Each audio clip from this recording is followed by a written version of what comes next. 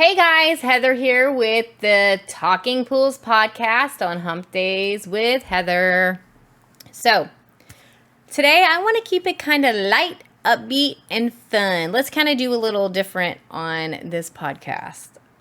I want to talk about some questions during your goal setting sessions. I really hope that you're having these goal setting sessions. If you're not, shame on your ass. Goal setting sessions are fun. They're uplifting. They're okay. I know. What the hell? This shirt has a pocket.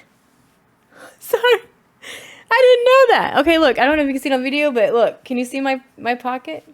Yeah. Okay, it's got a pocket on the upper left side. I was like, my finger got stuck in it. I didn't know it had a pocket. Okay, sorry. That's funny. Whatever. Anyways, not sorry because, it's funny. So anyways, okay, goal setting session. So a couple things that I always ask my people, everybody, whether I'm doing your business coaching or you're a friend of mine or even for us personally, what are your goals for the entire year? I do mine a little bit differently. So hubby and I start working on our goals probably around Thanksgiving, Christmas time, because obviously that's when our season is slow. Everybody's having family time and we are able to comprehend a little bit better than the hustle and bustle of swim season. Now, I have my little notebooks and stuff that I write down my goals as they come to my mind if I know I really want to focus on that for next year.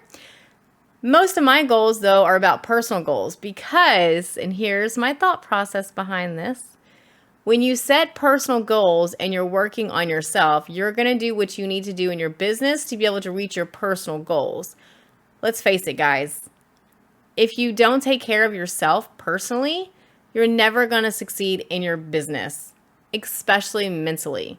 You have to get your mental well-being in check to be able to focus and align with your business well-being. What are your dreams in life? Are you 30 and where you want to be? Are you 30 living at home with mom and dad still? And not because mom and dad need it, but because you financially can't. I hear from a lot of individual companies. Well, they're companies, but they're not like legal companies, right? They're single, some are single polars that are just starting out, or they're working for another company trying to start out. And they're like, okay, Heather, I have this situation, my goal is to be moved out of the current situation that I'm in 3 months, in 6 months, in a year, whatever that time frame may be. Okay, great. Let's work through that goal. What's your step by step? Because this is where you have to be detailed. How much money do you have to make to be able to do that? How much money can you put aside into savings? How much are you going to be able to put aside into your business? What does that look like? So on and so forth. Next, what does your dream look like? Not just what is your dream in life, but like what does your dream look like? That being said, like my dream, if I had my dream, my ultimate dream, y'all are going to think I'm insane for this. I don't know. You might not. Because Derek Todd's kind of living that dream right now for me, little shithead, Derek. I hate you for that. I didn't even think this was my dream until I met my husband because I was so focused on business and being successful and being an awesome entrepreneur that I put my dreams on hold because I didn't really have any. Like my dream was to be successful. My dream was to have a business that operated itself, that I didn't need to be there. My dream was to have a business that flowed great. But my dream now is I want to be able to retire on a boat and sail around the world and travel and open up my child to travel experiences that I never got to do because of lack of funds in my family, or because of my family was too busy working in the work. I don't like that, and I don't want that for my child.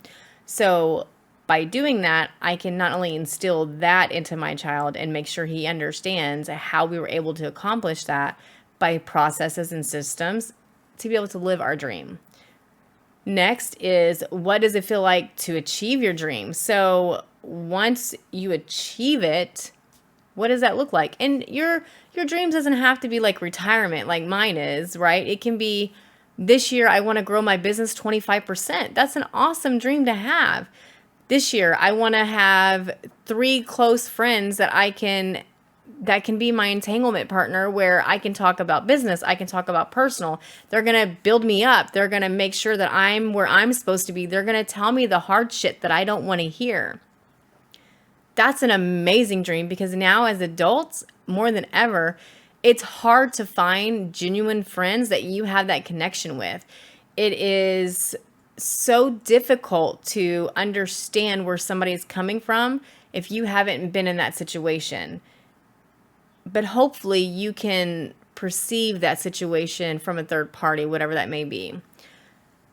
Next is, how much are you making 10 years from now? That's a lot of ones that I do on my goal setting sessions is, okay, if my dream is to retire in 5 years, how much do I need to make in 5 years to have money for the rest of my life, or have assets, or have investments, whatever that may be for you. If you're a trust baby, can you be my sugar daddy? Shh. Hubby would be like, okay, he's paying what now? Anyways, so if you're looking at those dreams, what it looks like to financially support those dreams in 10 years from now. You know, I always tell my people when I business coach is, set a 1-year goal, a 3-year, a 5-year, and a 10-year. Because you want to set your short-term goals to know that you can get those short-term goals. And the more that you hit those goals, the more in your brain is going to be like, oh, this is awesome. I can do it. I am amazing. Start pumping yourself up, because we're our own cheerleaders, right? Be your cheerleader. Damn it. You got this. And then have your 10-year goal set out, so you have your smaller goals helping you to achieve that 10-year goal. Next is going to be, on your goal session, what is your staffing like to get to that goal session? If you're doing a personal goal, what does your inner body, inner peace say to get to that goal? How does that look for you?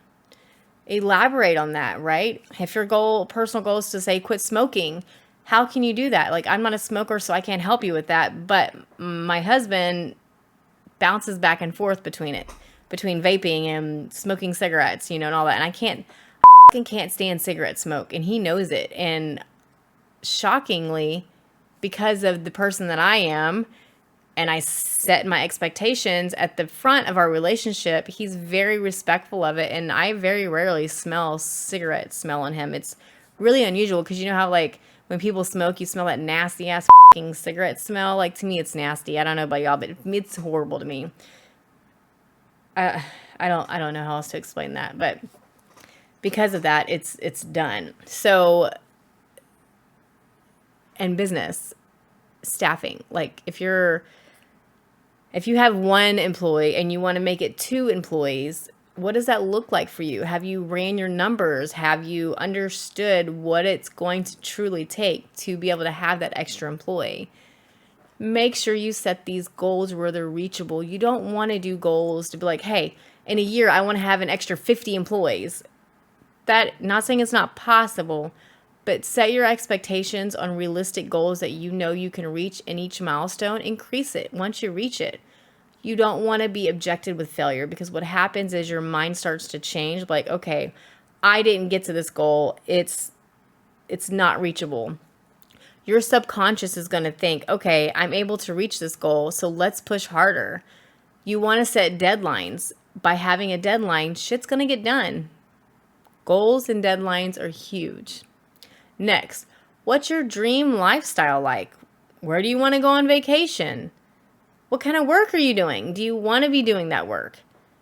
Do you have pets? Do you not want pets? Do you have kids? There's so many goal setting sessions that we do. I mean, obviously some of those are not ours, but the main things that I think hubby and I do on our goal setting sessions is, what kind of work are we doing? Or do we still love what we do?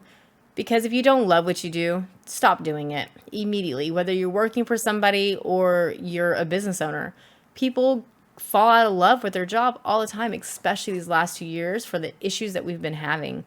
It's overwhelmed, even me. And I told my husband, I said, look, I'm getting burnt out. Like, I need a solid 6 months that goes back to semi-normal where I don't have to worry about me strangling a client or pushing a client in a pool like you did.